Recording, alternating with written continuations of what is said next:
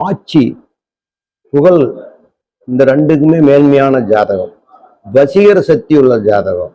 ரெண்டாவது ஆன்மீக லைன்ல அவர் போக வரைக்கும் அவர் இனிமேல் ஒருத்தர் ஜெயிக்கிறாப்புல இருந்தா இதை விட மீறின ஒரு ஜாதகமா இருக்கணும்.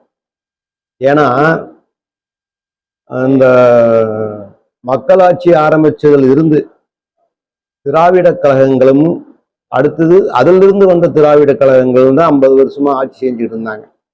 ஒரு பவர் உள்ள ஒரு ஆள் ரெண்டு கட்சியுமே மீறி ஜெயிச்சனுக்கு ஜிஎம் ஆயிருக்கான்னு சாதாரண விஷயம் கிடையாது.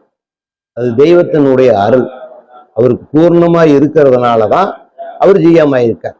ரெண்டாவது ஆன்மீகத்துல அவர் மேல் தெய்வத்து மேல் நம்பிக்கை வச்சு எல்லாரும் என்னென்ன சொன்னாலும் அவர் இதையுமே கண்டுக்க மாட்டார்.